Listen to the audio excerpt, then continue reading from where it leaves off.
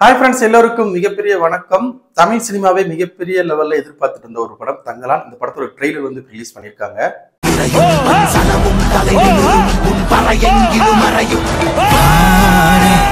ட்ரெய்லரை பொறுத்த வரைக்கும் என்ன சொல்றது, பங்கம் பண்ணிட்டாங்க அப்படின்னு தான் சொல்லணும். அந்த அளவுக்கு வந்து மிரட்டி எடுத்திருக்காங்க.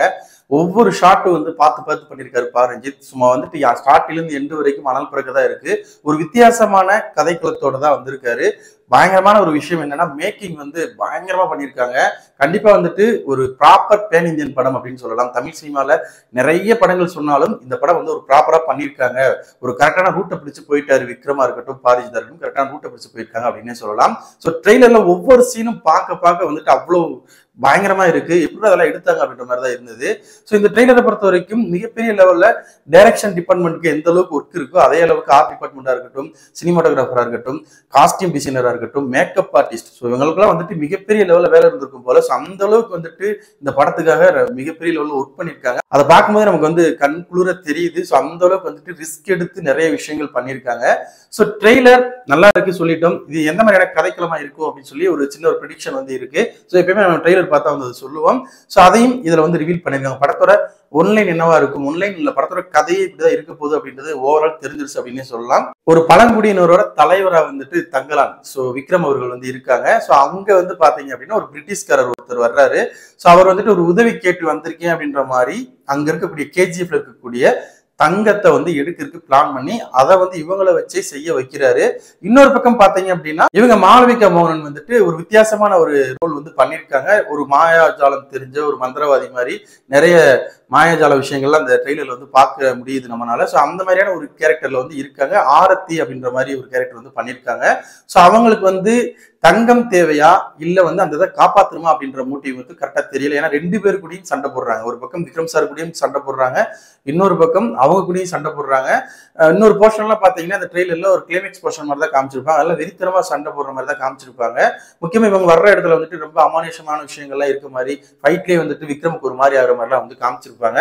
ஸோ அந்த கேரக்டர் என்ன அப்படின்றது படம் பார்க்கும்போது தான் தெரியும். பட் அதை வந்து டிஃப்ரெண்டா வந்து கொடுத்துருக்காங்க. பார்வதி அவர்கள் வந்துட்டு விக்ரம் சாருக்கு வந்து மனைவியா நடிச்சிருக்காங்க. ஒரு வித்தியாசமான ரோல் பண்ணியிருக்காங்க. நல்ல நடிக்கக்கூடிய ஒரு நடிகை. பசுபதி அவர்கள் வந்து ஒரு ரோல் பண்ணியிருக்காங்க.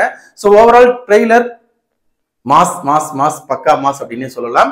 அதே மாதிரி படத்தோட மியூசிக் சும்மா சொல்லக்கூடாது. ஜிவி பிரகாஷ் நிறைய படங்களுக்கு பண்ணிட்டு இருக்காரு. ஸோ இந்த படத்துக்கும் சும்மா மிரட்டி விட்டுட்டார் அப்படின்னு தான் சொல்லணும். ரீசெண்டா வணங்கான் படத்துக்கு பண்ணியிருந்தாரு இல்லையா, ஸோ அதுலயும் நல்லா இருந்தது. இந்த படத்துலயும் ஒரு நல்ல ஒரு மியூசிக்கை வந்து கொடுத்திருக்காரு அப்படின்னு சொல்லலாம். ஸோ ஓவரால் டெக்னிக்கல் சைடா இருக்கட்டும், மேக்கிங்கா இருக்கட்டும், படத்தோட அந்த கான்செப்டா இருக்கட்டும், படத்துல நடிச்சிருக்கக்கூடிய நடிகர்கள் நடிகைகள் எல்லாருமே வந்து பயங்கரமா உழைச்சு ஒரு பயங்கரமான ஒரு படத்தை வந்து கொடுத்துருக்காங்க. இது எத்தனை தடவை பார்த்தாலும் இந்த ட்ரெய்லர் வந்து நம்ம வந்து சும்மா சொல்லிட முடியாது, அந்த அளவுக்கு பண்ணியிருக்காங்க.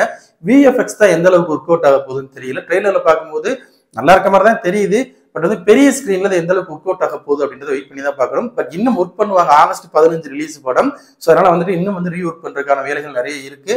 ஸோ இந்த படத்துல விஎஃப்எக்ஸ்க்கும் நிறைய ஒரு முக்கியத்துவம் இருக்கு அப்படின்றத ஒரு 2 ஷாட்லயே வந்து பார்த்துருக்கோம். ஒரு கருஞ்சிறுத்தை கூட சண்டை போடுற மாதிரி காமிச்சிருக்காங்க. முக்கியமா பாம்பு, ஸோ வந்து பயங்கரமா ஒரு கொடூரமான ஒரு பாம்பை காமிச்சிருக்காங்க. ஆல்ரெடி டீசர்ல பார்த்துருக்கோம். பிச்சு எரிஞ்சிட்டு போயிட்டே இருப்பாரு நம்ம விக்ரம் அவர்கள். ஸோ அந்த மாதிரியான விஷயங்கள்லாம் இருக்கு.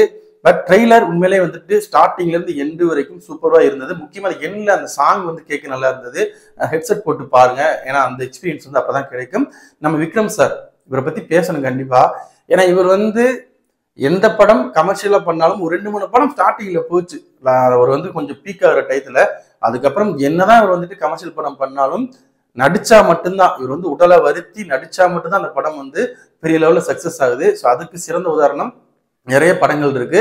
இந்த படமும் அந்த லெவல்ல வரதுக்கான வாய்ப்புகள் நிறைய இருக்கு. அதே மாதிரி பாத்தீங்கன்னா இவருக்கு வந்துட்டு இந்த படத்துல நேஷனல் அவார்டு கிடைச்சாலும் ஆச்சரியப்படுறதுக்கு இல்லை.